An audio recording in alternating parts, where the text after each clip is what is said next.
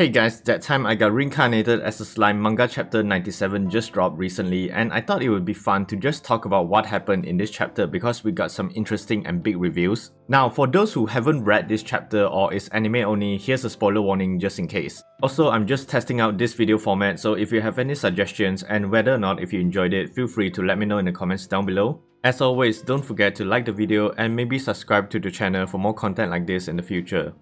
Before I start, let's recap what happened in the previous chapter. So Hinata is still heavily injured and is now on the verge of dying. The 7 Celestial Sages were revealed to be the true mastermind behind the attack on Tempest and also the death of Archbishop Rahim. Then 3 of the Celestial Sages came to finish off Hinata while another 3 were killed by Diablo in Falmouth, and the last big one is Luminous Valentine arriving to the battle.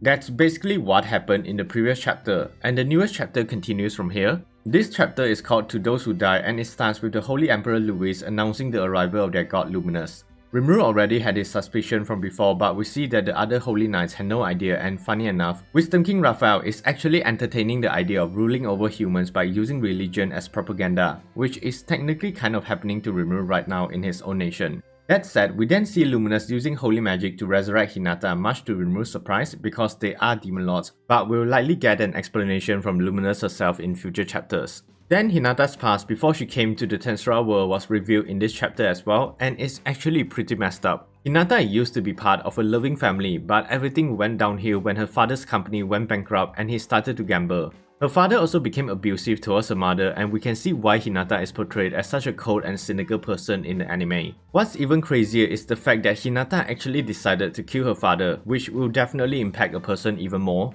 She apparently did this to get the insurance money to help her mother, but her father's death only made her mother even more depressed, and her mother eventually turned to religion for help. So essentially, Hinata lost all the things that were important to her, and then she was suddenly brought to the Tensura world. Now, going on the tangent, just before Hinata was transported, she was actually contemplating killing her mother as well, but of course she came to this world before she could do it. In the light novel, it actually showed her being relieved that she came to the Tensura world, and she thought that her mother would be better off without her. Honestly, her mindset and thought process really showed how troubled Hinata actually is as a person, and the way she viewed the world was quite bleak. And it certainly didn't help when her first encounter in the Tensura world was so bad, but she did acquire her unique skill Mathematician and Usurper because of it. Now, if you want to know more about Hinata and her skills, I actually did a full breakdown on her character, so be sure to check it out if you're interested.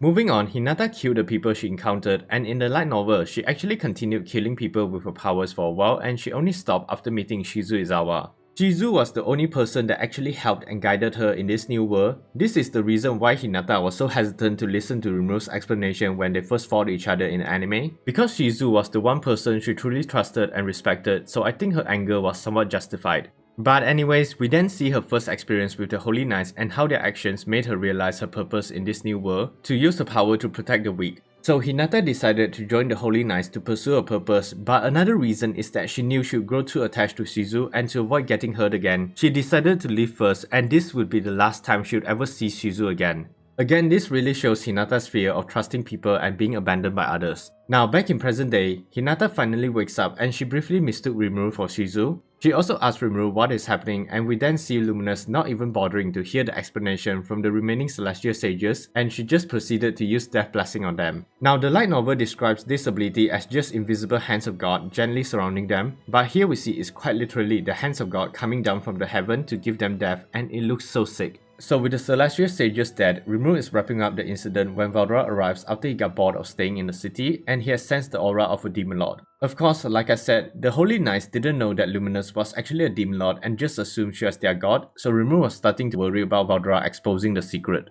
But Veldora, being the idiot that he is, proudly revealed that Luminous is in fact the Queen of Nightmares and the Demon Lord Luminous Valentine. This obviously pissed Luminous off and continues the running gag of Veldora spoiling everything that she enjoys. With that, we move to the Holy Land in the Inner Sanctum where the last remaining member of the 7 Celestial Sages, the Master of Sun Grand, is waiting for the other members to report back. But as we all know, all the members were killed, and just as he was getting frustrated, Cardinal Nikolaus enters to reveal that he discovered that the message sent by Rimuru has been tampered by them. He also reveals that he has always knew about the existence of the god Luminous, but before Grant could say anything, Nikolaus had activated the disintegration spell that he had set prior and killed him. After Gran was killed, it's revealed that Granbell Rosso was actually the Master of Sun, as we see a spirit returning to his body. Apparently Granbell has the ability to project his astral body, and Gran was just a body he created. Visibly pissed by the actions of Nikolaus, Mariabell enters to inform Granbell that Glenda managed to escape from Diablo in the previous chapter and that she will be giving her report to him later. Then we get a glimpse of Mariabell's capability as she is quite smart to realize what Diablo and Rimuru are trying to do, conquering the world through economy.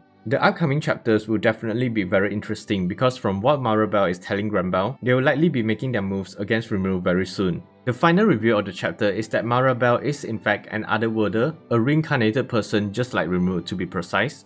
We actually got quite a lot of new information from this chapter and there were some minor cuts from the light novel, but I personally think it doesn't affect much of the overall story, so it's still fine. Also, with this chapter, we are now done with volume 7 of the light novel, so when the next chapter comes out, we'll probably be entering volume 8, but I think it might still include a few leftover information from volume 7. Now, before I end the video, I want to just briefly discuss what the next chapter might cover, so click on the timestamp if you don't want any spoilers, and I'll give you a few seconds to click away.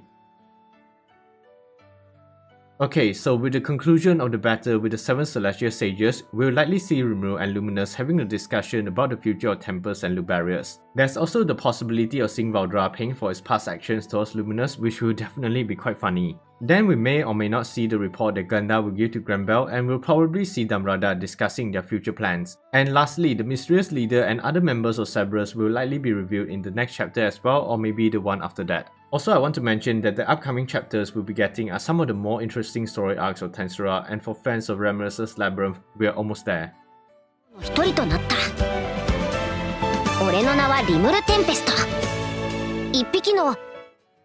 But yeah, hopefully you enjoyed this video format, and again, I'm just testing the waters, so let me know your opinions in the comments down below or even liking the video. Maybe in the future I'll do this occasionally for other mangas as well, but we'll just have to wait and see. As always, feel free to subscribe to the channel and hitting that notification bell for more anime content like this. Thanks for watching and stay safe everyone.